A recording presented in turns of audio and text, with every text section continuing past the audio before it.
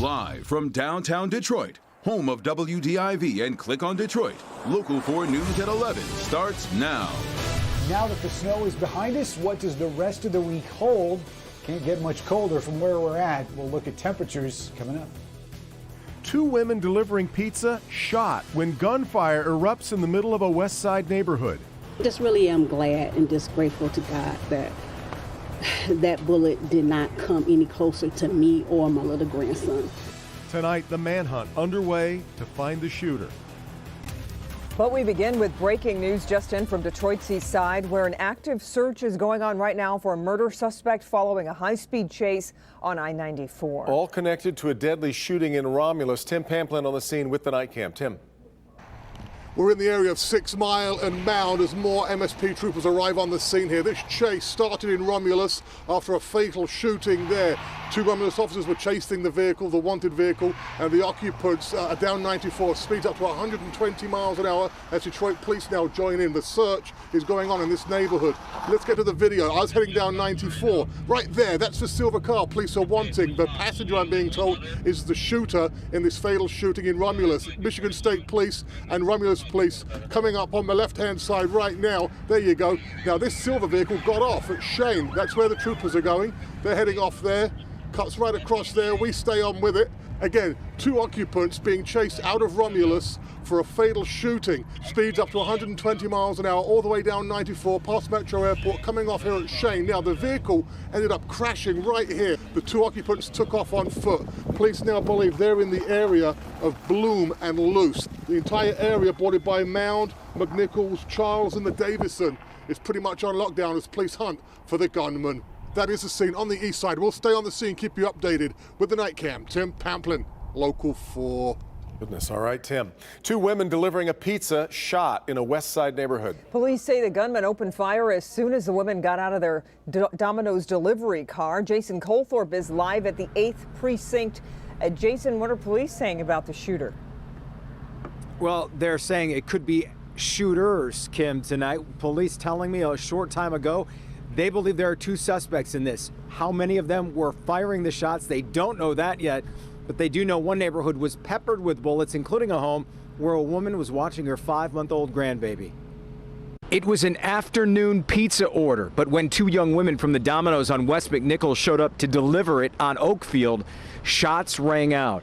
They scrambled back to their car, but each was shot as they did. The 19-year-old woman was grazed, but the other, a 21-year-old woman, was shot in the face. I was just, sitting here. Me and my little grandson were just sitting here looking at television. Next thing I know, it sounded like as if my house was being ripped apart. That's how this grandmother, who didn't want to be identified, described what she heard while watching her 5-month-old grandbaby. Immediately, I saw the hole in the ceiling here, and I instantly just grabbed my grandson and I ran upstairs to safety. How many would you say you have in the house? Well, what the police had just found, and they found, I had counted 4, but they actually end up finding like about 3 more. So 7 bullets hit your house? Yes, ripped through my house here. At one point, heavily armed officers approached the door of the home where it's believed the pizza order was called in. But they did not enter. Investigators then worked the scene, pinpointing the shots fired, 7 of which hit one home with a baby inside. Very terrifying, very terrifying. I'm still shooken up about it now. So glad they were able to get to safety. Now, a little bit more on the suspects here. Police believe they got away in a red mid-size sedan. That's as specific as they have on that. As for a motive, no idea. This was not a robbery. They don't know if they knew those girls delivering the pizza. And also a quick update on her condition. The girl that was shot in the face, she is currently in serious condition. We'll be following that for sure.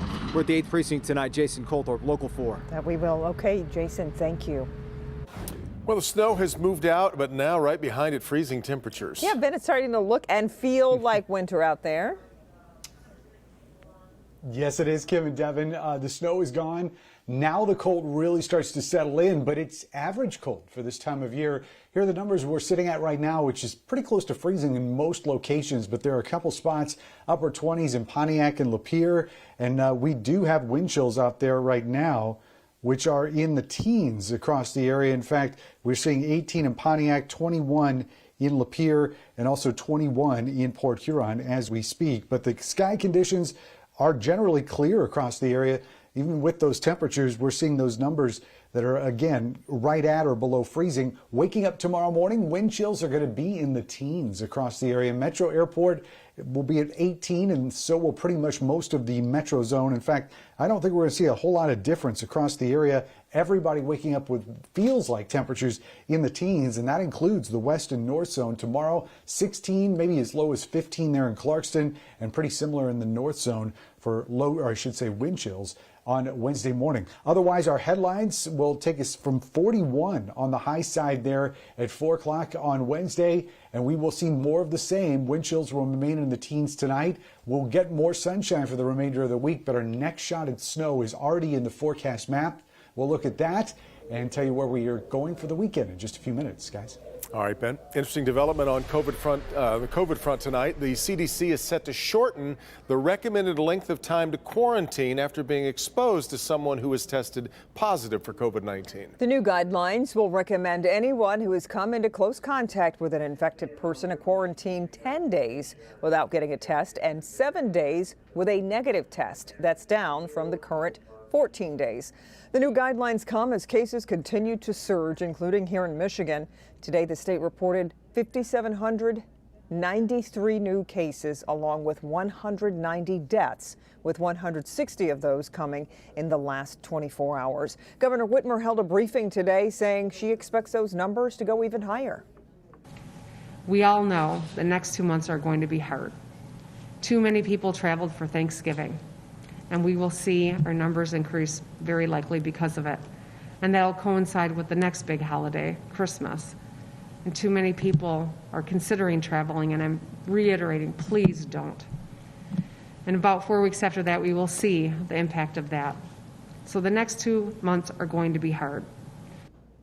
The governor says no decision has been made on extending the state's current restrictions, which are set to expire next Wednesday. A Michigan State House committee is going to be hearing from Rudolph Giuliani tomorrow evening. President Trump's personal attorney is behind a flurry of lawsuits alleging election fraud here in Michigan and other key swing states, most of which have not been successful. Mara McDonald live downtown. Mara, originally Giuliani was going to submit his testimony in writing. Devin, that's right. That was the original plan. But today the announcement was Rudolph Giuliani will be in Lansing in person to give his testimony 6 o'clock tomorrow night. This is not a singular voter fraud in one state.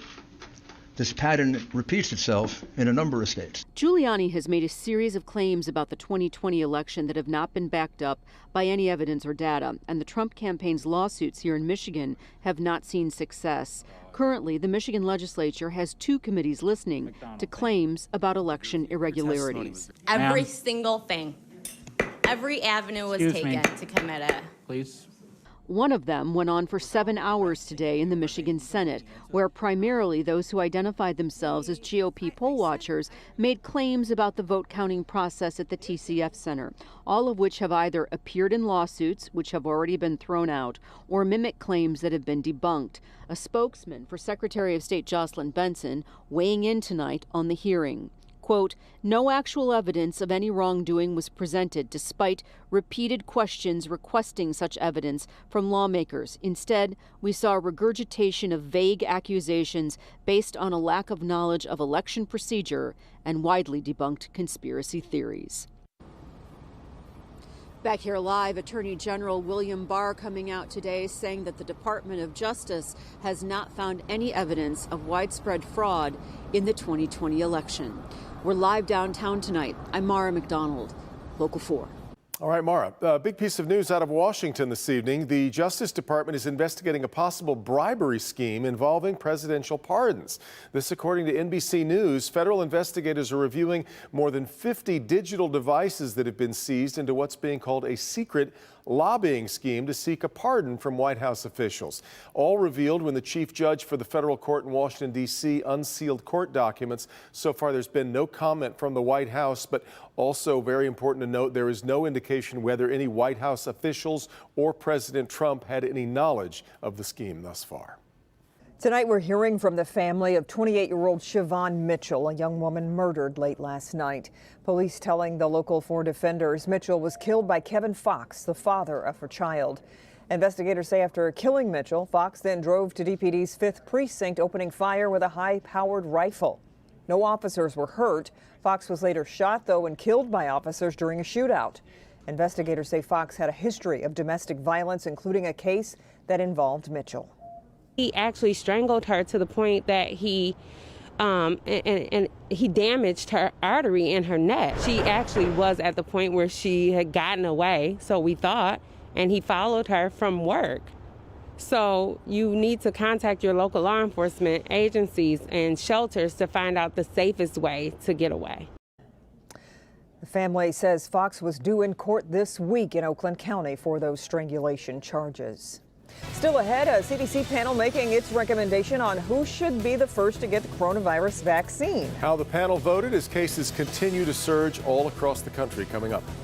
It's living your worst nightmare ever, truly. An Instagram star is found dead not far from her house after disappearing. The investigation into her death and what her mother thinks happened. But first, a manhunt underway tonight in Detroit for the man who robbed and sexually assaulted 2 employees at a dollar store.